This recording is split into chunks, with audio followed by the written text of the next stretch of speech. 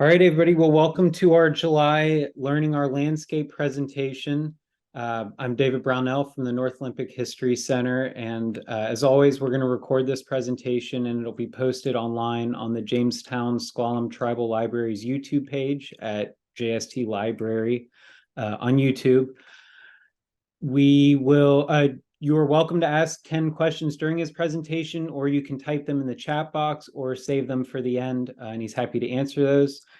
The North Olympic History Center acknowledges that we do our work on the lands of the first peoples of this area, the Squalum, Makah, Quileute, and Hoh River tribes. We recognize the rich and important history of the tribal nations in Clallam County and commit our work to this tribal land acknowledgement to work together collectively to help preserve and share their history. It's my pleasure to welcome historian and volunteer instructor from the Dungeness River Center, Ken Wiersma, who's going to talk to us today about the history of the Dungeness River Bridge.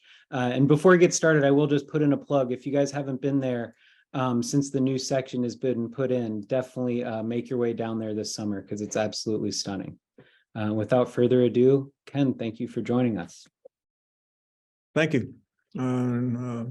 Greetings to everybody who's online. I guess we've got a few people that are going to watch this afternoon.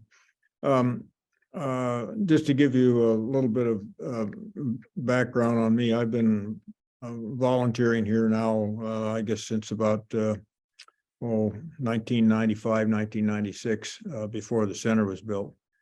So I arrived after a lot of the work was done to preserve and protect the bridge for pedestrian use. But I do have an engineering background and a railroad history. My father worked for the railroad, and I can remember as a young kid for the 1939-1940 World's Fair in San Francisco. My dad sticking me up in the cab of a old steam railway switch engine down on the marina in San Francisco. And boy, if that wasn't a joy to ride up and down. I even got to ring the bell. So I have some heritage associated with railroads, and it's always fun to talk about them. And of course, our bridge here, that is a unique structure here on our peninsula. So let me just get into it and see if we can get everything to work. So these are the topics I'm going to talk to about this afternoon. Why we built the bridge, or why it was built here, what the design of the truss was, and the general construction techniques that were used, and then the railroads that used the bridge. And then finally, I want to cover the last few years of the bridge here. Not, I guess few years. It's been over 20 years now that the bridge has been, pedestrian crossing, and certainly an entrance and a real advantage here to our Dungeness River Nature Center, and previously the Dungeness River Audubon Center. This is a quick photo that was taken by John Hook. If some of you remember him, he did a lot of the documentation of the bridge in the early 90s, and I was a pleasure to work with him. Before he passed away, I think, in the early part of this century. But he gave me a number of older pictures of the bridge, and this is the bridge just after the rails and many of the ties and so forth were pulled off of it before it was decked for pedestrian use. And I've got lots of pictures in here of the bridge. This is a picture Bob Bokelheide, the former director here of the center, took during a snowstorm, obviously. But why did they put the bridge here? And of course, we have a river, and but the railroad lines that ran across the North Olympic Peninsula, the railroad line, there were a number of different lines out here, but the main line, of course, had across many different rivers. And I'll show you some pictures of some of the other bridges that are on the line. But this one here was put at this level. And of course, as you know, railroads don't climb grades very well. So consequently, they wanted to keep the grades fairly slight as they came across here. So they, picked this spot to maintain the general grade of the railroad coming through this area, coming out of Sequim. It run through downtown Sequim. If you've all seen the old grain elevator that's down there in Sequim, and if you remember where the Sequim Railway Depot was, that was, of course, removed to put the Sequim bypass in when they built that toward the end of the last century. So, see if I can get so this is just an outline of some of the towns and communities that stretched along the northern coast of the Olympic Peninsula. And these were all situated on various different water courses or places where there were harbors where they could get to the get to the timber. And the timber was all brought down out of the mountains and the forested areas of the peninsula and brought to the water. And then it was loaded, into rafts. And in some cases, there were mills at the various different locations, but there were also, they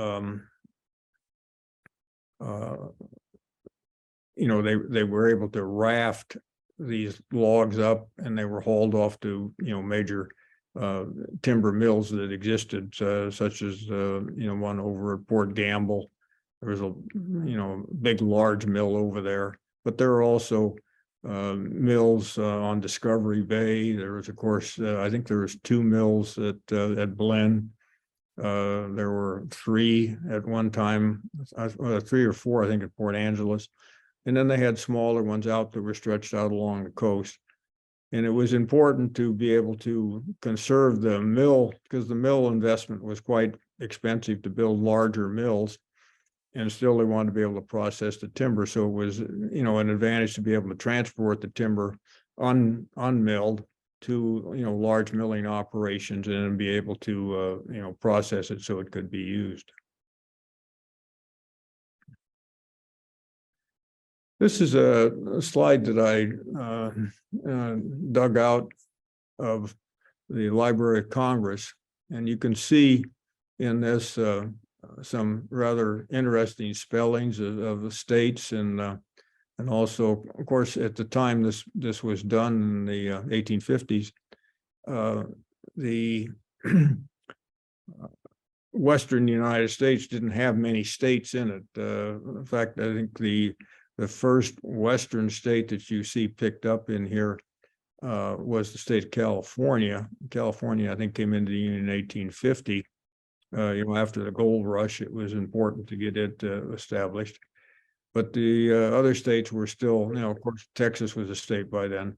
But you can see most of the other states, Kansas and Nebraska, were in, but the Dakotas weren't. And of course, Idaho, Washington, Oregon, and both New Mexico, and I think Utah came in the 1890s, 1880s, and but all the rest of them. What's that?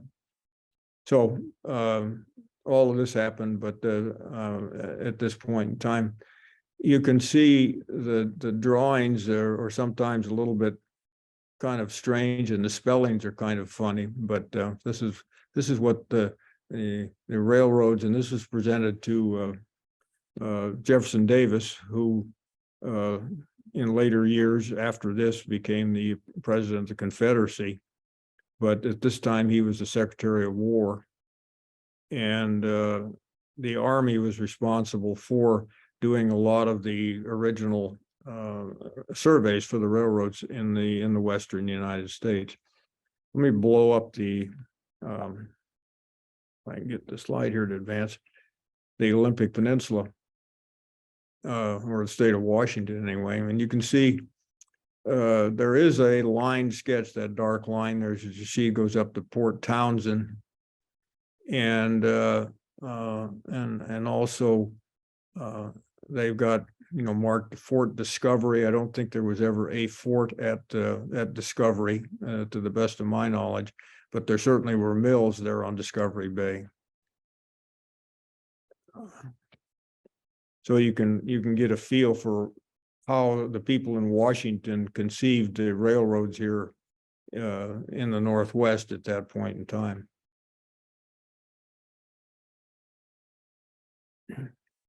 However, when we go and look at a map like this is later on in the development of, and this goes back into the between 1850 and 1900.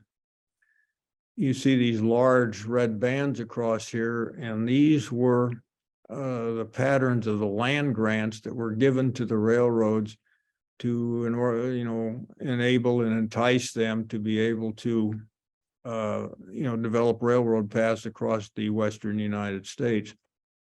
And you can see the checkerboard up there in the right-hand corner, and this is the way that they were given land. These are 1 square mile, each one of those checkerboards are, and the railroads were given say the red ones, and then the other, the unread ones, the uncheckerboard, were given to the various communities and landowners in the area. But generally they tracked. In some cases, they were maybe 20, 30, 40, 50 miles on either side of the railroad trace. In some cases, they were only 10 miles or so. But you can see they were quite generous things. And generally, the railroads made as much money on the sale and productivity of the land as they did in building the railroads and the freight lines across there. And you can see some of the lines were built and developed without the use of these land grants. You see, especially the one going across the northern states there that went across Montana and North Dakota, the Great Northern Railroad. But also note, on the Olympic Peninsula, there weren't any. So there weren't any land grants out here, so that when they came to build railroads out on the North Olympic Peninsula, they had to secure the land either from the various different governmental entities that controlled the lands, or the landowners that owned the lands, and of course the federal government controlled the Native American community lands out here in this area at that point also, and they were the ones that gave the railroads permission to build across lands that had traditionally been that of the Native American communities. But you'll notice here, when they platted out all of the lands in Clallam County, this is the surveys work where they did the town and the land and the range lands and broke everything up. There's no provision for railroads up in here. And so these were not, a part of the consideration, because at this point in time in the history of this area, the principal communications links were all by water. And there were very few lands where you couldn't drive from, say, in a team of horses at this point from Port Townsend to Sequim or to Port Angeles. That didn't happen. If you wanted to go to any of those communities, you got in a boat and came across and came in that way. So like many of the areas in the central and the midwestern portion of the country, of course, they relied on rivers for transportation, but they also had cross-country, roads and trails that you could follow. Those, to large measure, did not exist here in the North Olympic Peninsula. And here again, we see a little bit later map of the planning of the railroads in more detail in the state of Washington. And you'll note that they're all, at this point in time, on the east side of the Sound. The railroads generally were not planned to come up in this area until the latter part of the 19th century.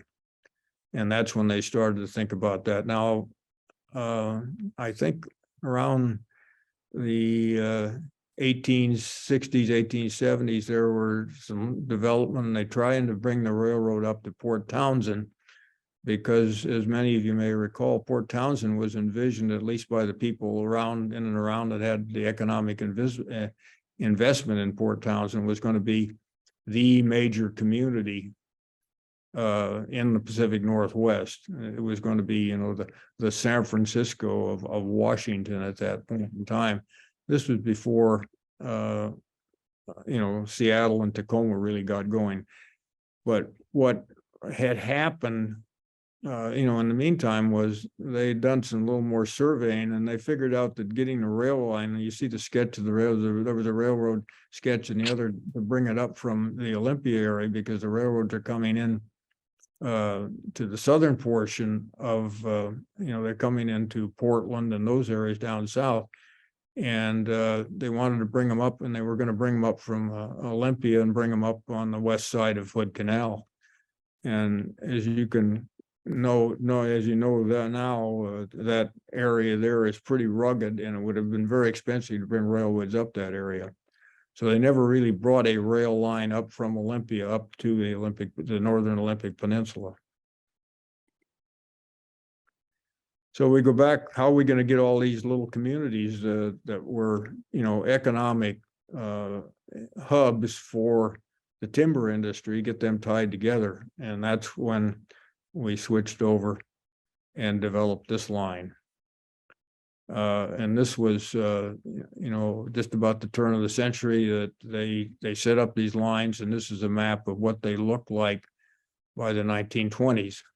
And you can see the line coming from Port Townsend over, you know, across the northern portion of the peninsula, and eventually it stretched on all the way out to the west, almost to but I think it stops just short of the Pillar Point area along the geography of the bridge, or of the peninsula. And then you see the Spruce Railway, which was built in you know, 1917, 1918,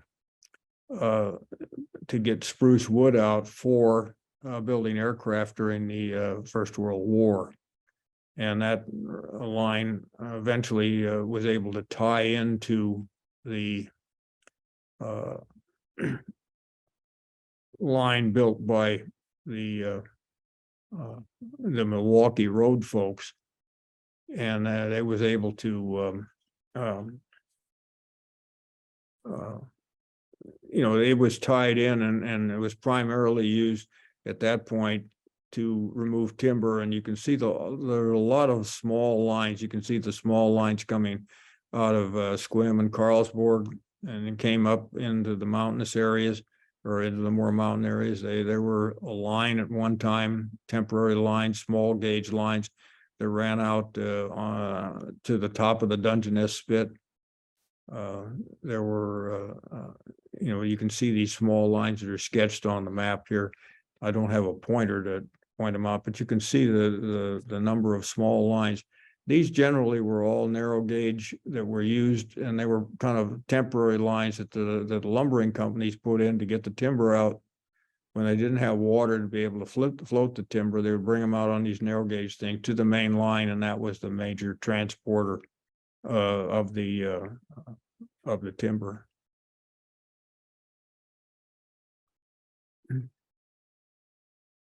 So that's how our bridge came to be here.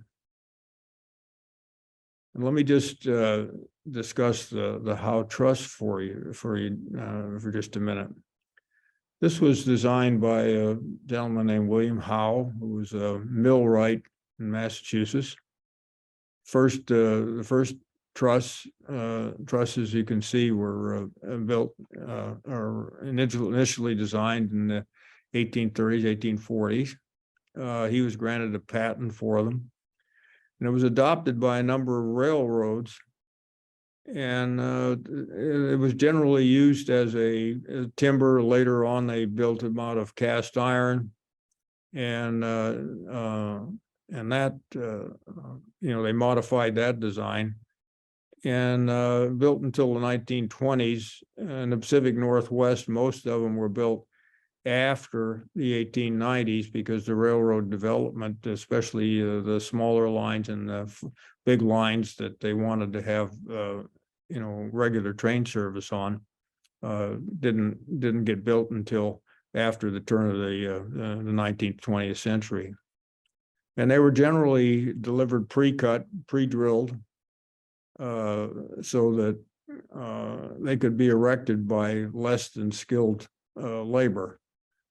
So you didn't need specialized people that could only like you did when you started doing riveting work and that type of thing on steel. You could build these with relatively, essentially a track gang, and they could put them together like erector sets, and that's generally the way that they were done.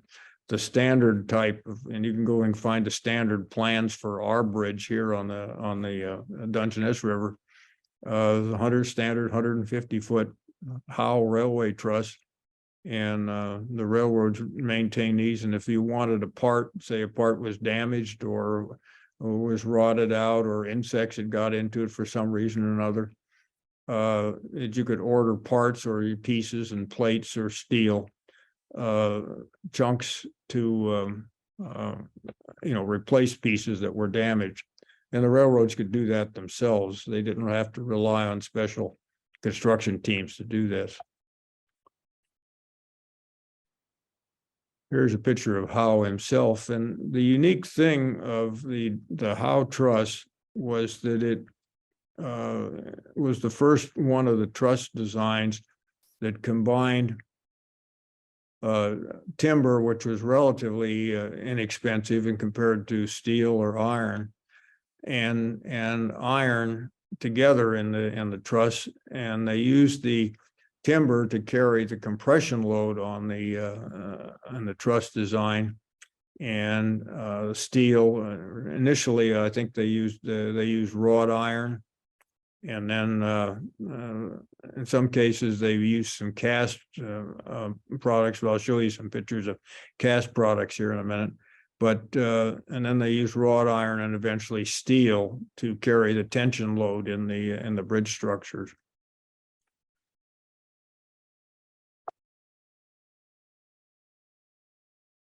Just a little engineering discussion here. You notice the on the right, on the left-hand side of your diagram there at the top, your truss loading, you usually have one end of it is fixed and the other end has mobility to it. In other words, it allows the bridge to move just slightly as it is loaded, so that it can move laterally, with in the same direction as the load. It can stretch a little bit and come back, so that it doesn't induce unnecessary lateral stresses on the bridge. And the marching arrows across the top there indicate a distributed load rather than a point load. If it was a point load, you just have one arrow at a specific point in there, but that is a typical type of loading that you would get from a railway, a train going across. It would be a load distributed across the beam. Moving down to the middle one, the shear load is what causes the differential loading. This is essentially the up and down loading of on a particular beam. And this is what was largely taken up by the steel members of the bridge. And then the moment loading is what is the flexing load that you can see. And you see its maximum at the middle of the bridge, and the shear loading is minimum at the bridge, which the major shear loads are, at the ends, at the abutments of the bridge. There'll be a test and notes I hope everybody's taking notes on this at the end of the program. The unique thing about trusses, and they're used in all different kinds of things. We've got a truss handrail here coming into the center now that you can see that only it doesn't have any steel and it just has all timber. but the loads are axial to the member. In other words, the loads all either are pulling in the same direction as the lengthwise section of the member, and they're also all the loading is introduced at the joint, so you don't have midpoint loads coming in a truss structure, so that you don't have any potential for fracture or so forth at the midpoints or any portion of the members. And the members are generally all built out of the same material. So in other words, if you got a timber one, it's all timber, and it isn't part timber and part steel. And as I mentioned before, they can be pre-cut. And the howe truss could be built either as a through truss or a deck truss, and I'll explain that in a minute. But basically, it means that the load goes through the middle of the truss, and one of them comes across the top of the truss. And trusses, once they're erected and all bolted up together, are pretty rigid members, so you don't have a lot of flex built into them like you would on some other designs of bridging, like you would say on a suspension bridge has a lot more flex to it than a truss bridge does.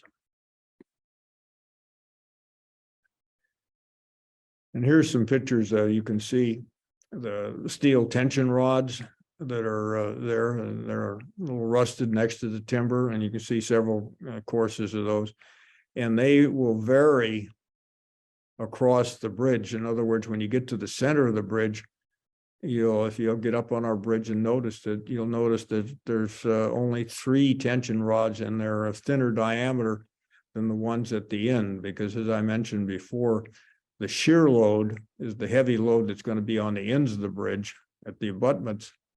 And that's where you need the maximum amount of tension load on the steel members. And the timber loads are carrying the moment load. And so this just see that there's more timbers, and there are larger timbers toward the center of the bridge than there are on the ends. That's just something that probably you don't notice when you're going across, but that's one of the things that happens. Notice here we've got the big cast iron members, and these are bearing plates, so that the timber doesn't, when you place the timber in compression, it doesn't dig in or indent itself into the lower stringers of the bridge. You got these cast iron plates that distribute that load over the over the full width and depth of the particular piece of timber that is the lower stringer of the bridge, the lower portion of the bridge. And then you see up on the top of the bridge, if you go out and we're walking in, often when I've done this particular program, I'll take people out onto the bridge, and actually, we can see these things a lot easier than you can in the photos, but you can see the bridge up at the top. You see those triangles up there, and those are not really carrying any load, but what they do is they're used for alignment, to align the truss so that the truss doesn't come in or go out, but it'll stay in the right alignment and carry the full load that it's designed to. So they're just essentially aligning things. They're not carrying any portion of the load. They're just ensuring that the trusses to the bridge stay in place and carry the load.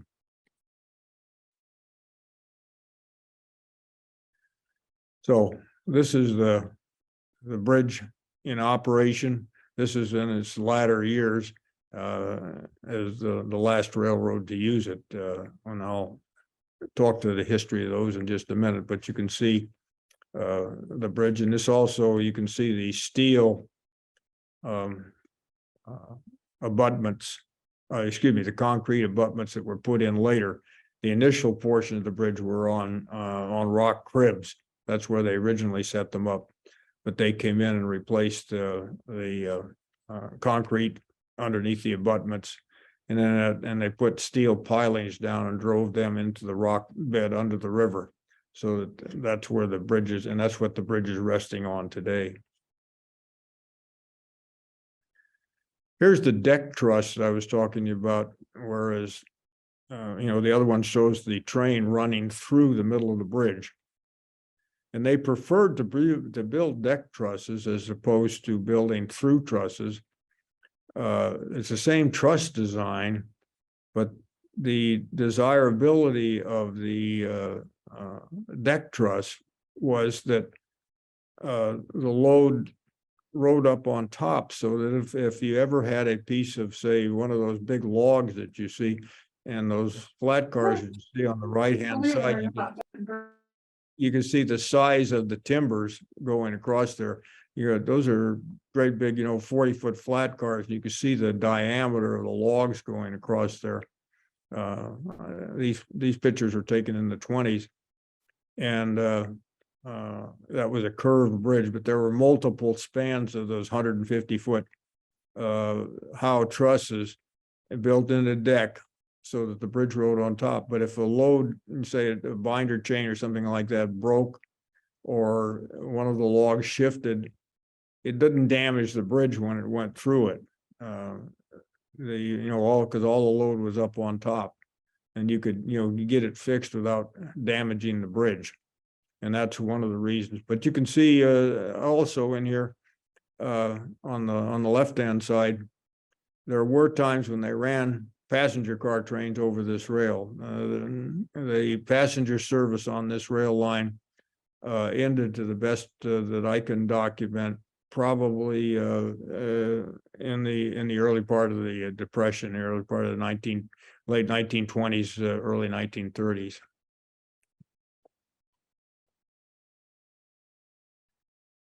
Here's a picture of the rail yards over in Port Angeles, and all the materials for this bridge were brought in by ship and by barge to Port Angeles by the railroads. And then the line was built to the west, or excuse me, back to the east from Port Angeles. And of course, they built sections out to the west when they put those bridges over the Elwha. But that was kind of the staging ground for all of the milling. There were also some timbers that were cut by the mills that were operating at this time. We're talking about, the 1910, 1915, 1920. There were mills operating in Port Angeles at that time. And some of the timbers were actually cut there too. But a lot of the stuff was and all of the steel parts and so forth were brought in by the railroads. Generally, most of those were made in the East. They didn't have the big capabilities to do the big cast iron work here in the West at that point in time. Here's a picture of them putting up our bridge before it was finished. And you can see the false work and the cribbing underneath the bridge. And the way this bridge was put together is they would come in, they didn't require an environmental impact statement or anything like that. They just jumped down the river, stacked up rocks. They were not concerned about retaining the fish habitat or anything of that nature. They just went down and they built these big cribs with timbers and filled them with rocks. And then they, went up and leveled off where the bridge went, and then laid the bottom timbers of the bridge in to grade to conform with where they wanted it to match up on either side. And then they would run cars and put the rails down, run the cars out onto the bridge. And then from the rail cars, they would pick the timbers up and be able to erect the vertical portion of the bridge and tie it all together. And then when they had it all tied together and it was erected, the full truss, then they could take the false work out from the underneath of the bridge to allow the water to free pass. So it was desirable. And of course, they built this starting in June. They actually started the construction of it in June of 1915. And finished it in about 3 or 4 weeks. You can see it wasn't quite finished at the time. You can see off to the right-hand side, the rails stop, and some of the deck bridge. And in the middle, you can see that long pole that you can see it through the truss work on the photo. The big gin pole that they would use to lift the the timbers off from the flat cars and then erect the bridge from there. And of course, this is all steam powered. There wasn't any, diesel engines or anything like that. And that was the equipment that they used to put this together. And here's this is copied out of photocopied out of archives. I think a lot of probably most of it, Steve Huff, if David probably knows him, is a real railway historian, and a lot of stuff I got from him, some of these old photos. Here's when the rail line reached the river. You can see the first little press clipping there on the 19th of June, and then on the 17th of July, the first train actually crossed it and came into Sequim. This is an interesting photo here. This is 1920s. And you can see the terminus of the railway. And as you saw from the initial map that I showed you, the railroad, that the trains did not go south from here. The trains only run east and west. And the eastern terminal of was the ferry terminal at Port Townsend. And there on the right-hand side of the photo, you see the ferry terminal and where the lines came in from the east, and then they would roll the cars out onto large barges, and the cars were filled with timber primarily. There was some freight items that were carried on this rail line, but primarily it was used to transport timber. And later on, when they put the paper mills into Port Angeles particularly, and of course the big mill there in Port Townsend, all of these mills, they would load the paper rolls into flat cars, into box cars at that point, and they would be loaded up for transport across the Sound to the east. And they were loaded onto the barges that you see. You can see, I think there's a barge sitting there at the terminal right now. I'll show you a better picture of that barge here, that terminal, in just a minute. This was taken probably in the latter few years of the Seattle North Coast line. You can see their engine there in the foreground, and the train ran. This train, it was, by this time, of course, it was exclusively a freight train. There wasn't any passenger service on it, but it ran strictly on a tide table. So you had to time the tide to load the barge with when the tide got the barge to float at the level that you could run the train off and on it. If you had low tides or high tides, the train could not get off and on the barges, because as we talked about earlier, they didn't climb much of a grade at all. So you had to have them almost level, and then you had say an hour or so window when you can load the cars on the barges and off the barges, and then the barges were taken over either to mills or to join up with other rail line connections when they got on the east side of the Sound. But they all went in and out of Port Townsend.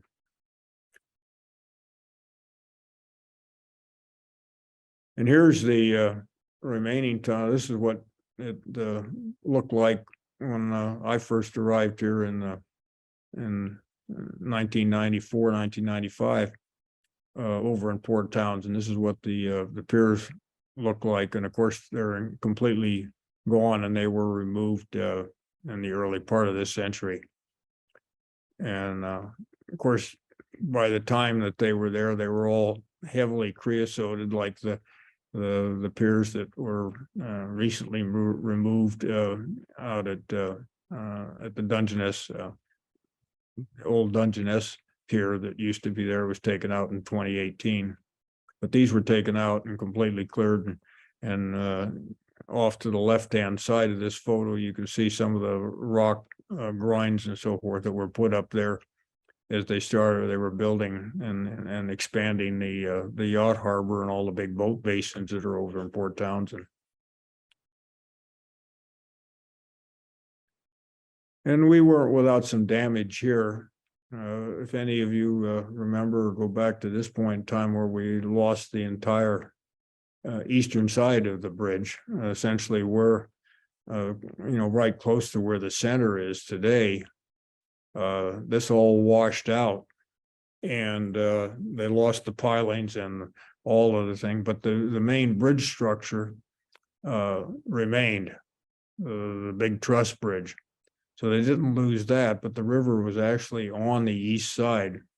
The railroad came in at that point in time and built a large dike that extended out from the riverbank out to the west, or the east side of the bridge, and forced the river back under the bridge, and essentially forced the flow of the river to move to the west. And they wanted to, keep the river underneath the bridge. And rivers are kind of have a mind of their own in this stand. And this is the dike that they put in was filled with all kinds of things. From what I understand, there were car bodies in it. There were old, at that time, ice boxes and any kind of trash, and they filled that, that dike. And of course, it had a rock face on it. But it really constrained the river, and that was all removed here just in the last couple of years when they did the work to fix the new ramp and put a new approach bridge up to get you up onto the main bridge. And that was just done last year. It was actually finished up.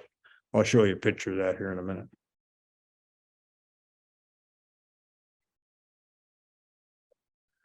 But this is what it looked like if you were, say, riding on the old Milwaukee Road in the 70s into Squim. This is what it looked like going across the bridge.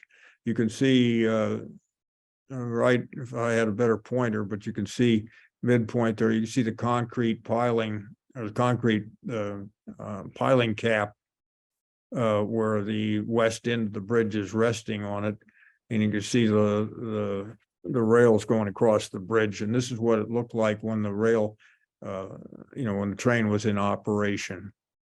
And that's, Squim through the bridge up in front of you there as it's going across. And I'll point out to you a bit later that you see the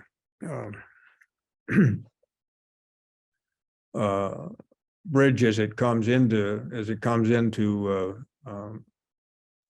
the east side of it. It would, if it were running, the railroad were running today, it would run right through the main big hallway, the atrium area that we have in the center right now. In the center, when we were rebuilt and put the addition onto the center here in the last 4 years, we aligned with the big columns and gave you essentially the same appearance as you might have had when the railroad was in operation.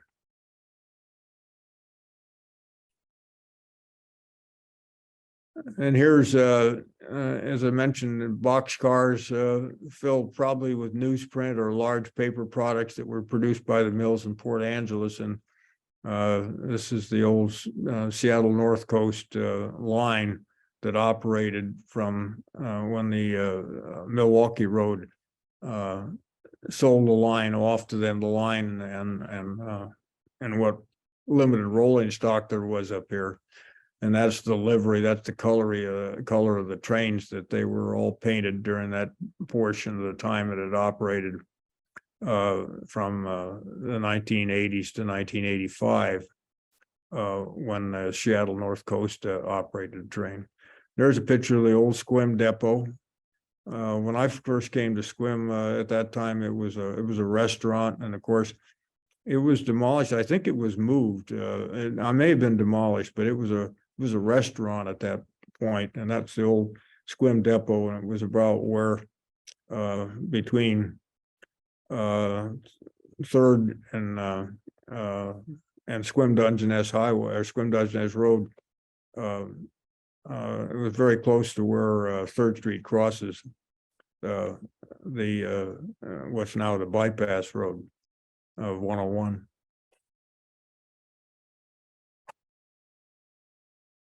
And in the early 80s, there was a design plan. In fact, they brought some dining cars over, and I think they brought an observation car over, and that's the Red Lion Hotel there in the background there, where you see the train running across the, all of that breakwater material there right in front of the thing. And the idea was that they were going to run an excursion dining car train from Port Angeles to Port Townsend. They'd pick people up from the ferry at Port Townsend, load them onto this rail line, and they were going to bring them across the peninsula into Port Angeles. And I think it ran once or twice. I think that was about the extent of the thing, but that was one of the grand ideas about introducing some economic value into the rail line. And here's just another picture. I got lots of pictures of the bridge. Everybody takes pictures of the bridge. So just kind of briefly to recap the railway lines, the builder of the railroad was that, I think it was the Milwaukee Road, and it was Chicago St. Paul railway that came across, and they used a lot of the lines that also were on the Great Northern lines, and they came across the northern United States came up out of Chicago, St. Paul, through the Twin Cities, and then ran across the northern plains, Montana, Idaho, into here. But they were built primarily again to haul the timber out. The road operated from 1915 when they finished it, and various ends of it were somewhat abbreviated later on until 79. Then they sold it off to the Seattle North Coast Railway line, and they operated it for 5 years. And the last train that we have documented that actually ran on the line was in March of 1985. And that's the various different logos that you see on there for the Milwaukee Road and the Seattle North Coast line. They're in the latter years of its operation. The Seattle North Coast line was, there wasn't any main line on here. There was just that one line that ran across, and there was only one set of railing stock. So they didn't have to worry like you did on a main line with a lot of switching. There was not a lot of switching and control over which trains were on. And you had to move some trains on the siding so faster trains could come through. They didn't have to worry about that. And there were a number of times when they would come across, depending on who was the engineer on the crew for a particular day. They'd kind of blow their whistle when they came around the corner, came around Discovery Bay, and there were various places that they'd stop, and they'd just stop the train in the middle of the track, and they'd hop off, and people would invite them in to have breakfast, and the crew would all hop off, and it was a pretty informal operation. And if they wanted, something, or they'd pick up groceries in place and they'd deliver, it was a pretty informal operation. There were, during the 20s and 30s, there were small gasoline powered passenger buses like that ran on the rail lines too, because during that period of time there were not very many paved roads up here on the Olympic Peninsula. In fact, I think they didn't completely pave the highways around the Olympic Peninsula completely until the vicinity of the Second World War, 1940s. So they did depend on the railways across here to move things even into that period of time. Wanted to give you an idea what the rail line looked like when it was operating here, and we'll see if we can get this to operate right. This is a video, or a movie camera that was taken.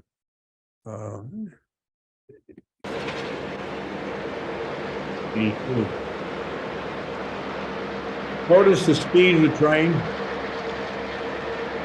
At a maximum speed of 15 to 20 miles an hour because the rail line was in such bad shape by that point in time. And if you notice the wavering of the engine, from side to side, you could almost get seasick riding the thing.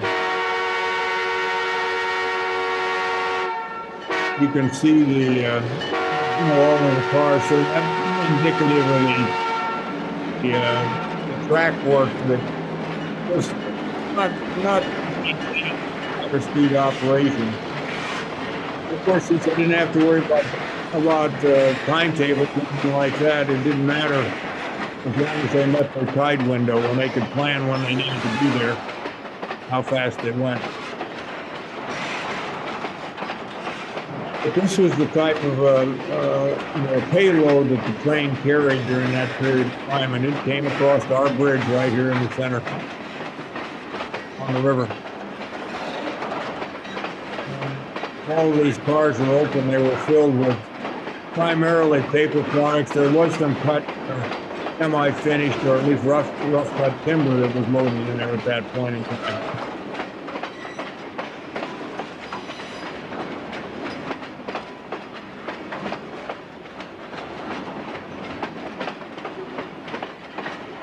I think these pictures were taken coming down the grade right near where the tribal center is now, where the main tribal campus is. These pictures here look like that grade in that area. I'm not certain as to exactly where the pictures are taken.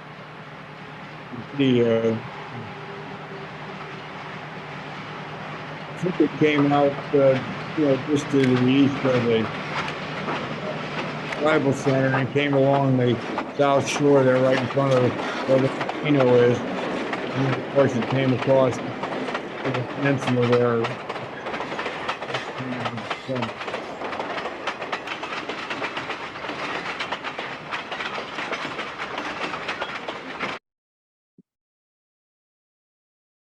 So our bridge had some pretty tough times after the railroads essentially abandoned it in 1985.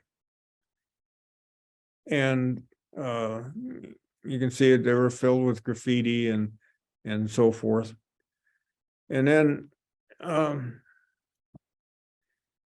from, the last train ran, as I'd mentioned earlier, in 1985, and then the railroad started salvaging what they could off of it, and they also allowed salvagers to come in and take up all of the rails because they had some value to them.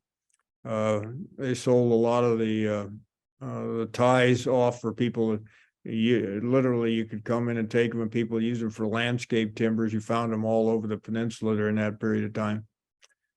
And then in the 1990s, the Trust for Public Lands bought the right of way for our bridge, and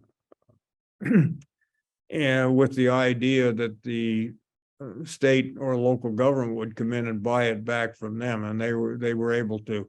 They had the capital money to go in and buy it so that it didn't get subdivided, and we.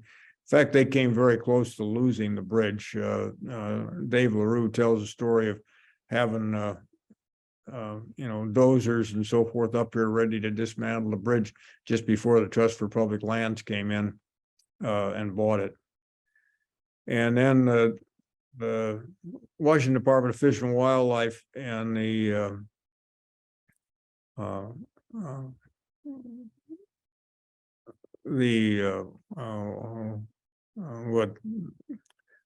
bought it, and raised enough money, had got a legislative action to buy it from the Trust for Public Lands so that they could release their things, and they signed a 50-year agreement with the SARC, with the Esquimalt Athletic Recreation Center that operated here in Squin until the Y took it over, that they would run it for the public as a public park facility for 50 years. In 92, the Trails Coalition went in and redecked the bridge so that bikers and hikers, they put the timber decking on the bridge, and you can see that's what's showing up here in the upper left-hand corner. The bridge was open to the public. And by the late 90s, the SARC decided that operating the bridge was really it was draining their resources. It was outside of their mission, and they abandoned their contract with the fish and wildlife people and the and the was the land commission. And anyway, the trails, so they, at that point, were looking for somebody to manage the thing, and that's when the tribe stepped up in 1994 and said, that they would take the ownership, and the WDFW transferred the ownership to the Jamestown Squalam tribe. And then from there on, the tribe became the owner of the land, and with an MOU, they established the Dungeness River Audubon Center here with the local groups. The Rain Shadow Foundation was the primary group that was the mover on this, and then the Olympic Peninsula Audubon Society and the National Audubon Society stepped in with some money to help put the center up and help maintain the bridge in the park, and open the parcels to the tribe or to the public, with the tribe maintaining the ownership of the property. And then the Audubon Center opened up in 2001, and then we had a major washout of the western side of the bridge in 2015. And here again, the tribe stepped forward, and together with some money to restore salmon habitat, and funding from the state for non-motorized transportation funds, and they built those new steel trusses and replaced the storm damage, and reopened the bridge and restored the ODT trail. I've got a photo here of the opening of that. Oh, this is a picture of some of that was some of the things with the timber bridge up there. We had a lot of trouble with trees falling on it, and they could close it for weeks until we could get that repaired. Here's some pictures of the damage to the bridge that occurred in 2015. And it essentially took out the timber trestle. There were some 57 different timber trestle spans that ran from the west end of the timber bridge, which you can see on the right-hand side of the upper photo, and it ran off to the west. And it took out about 8 or 10 of those, and of course broke them up. They were mostly all rotted up, and they were all creosoted, and they were contaminating the river, so that it wasn't really conducive for salmon habitat. And that's how we managed to get some salmon money to be able to work it at that point. So you can see that, and that's a temporary bridge that just could get construction equipment across to be able to work, that you see. And in the bottom, you can see by June of 2016, we had a new some steel trusses going across there, and we replaced some 57 different bents of thing with just 3 that go off to the west side. So you had a nice span, and the river had the ability to maneuver through its bed, and also provided a significant improvement in the fish habitat. And here's Ron et al. Reopening the bridge in December of 2016. They did that in a matter of a little over a year, and it was really an amazing coordination. I know that many of you know Annette Nessie. She was really the the leader of putting this together at that point in time and making this happen in a short time span.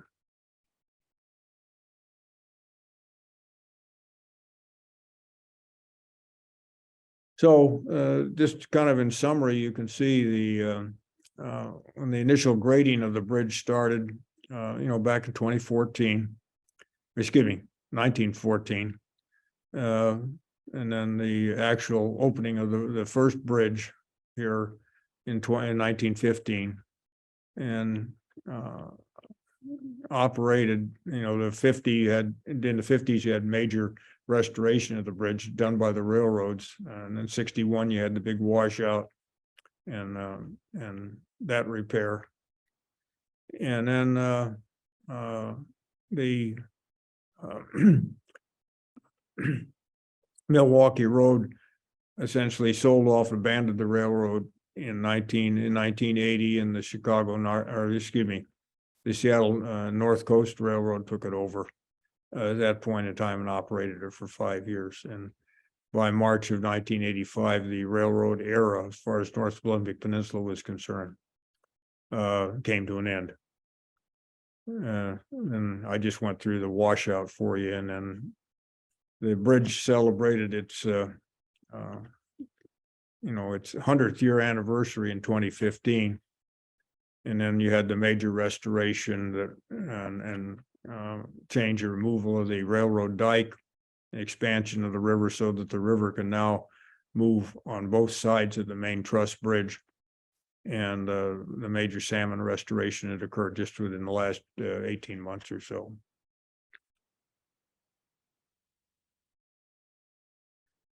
The bridge is recognized by the U.S. Department of Interior as a national historic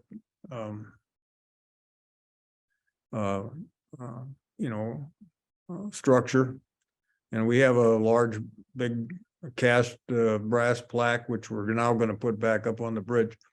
Probably, hopefully, maybe we'll get it this summer. If not, we'll get it later on. But we have that, and that gets mounted up on the bridge, and so you'll be able to see that. It's been taken down and protected during the time that we had it. All the construction was going on. And just some, pictures of the bridge, and I just kind of enjoy that.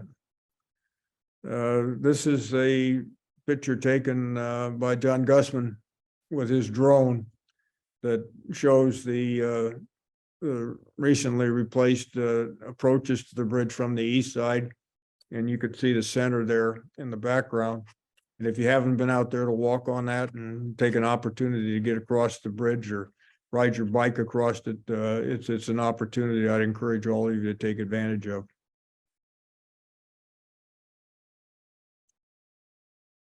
Here's another shot that extends out. You can see into the parking area on the east side.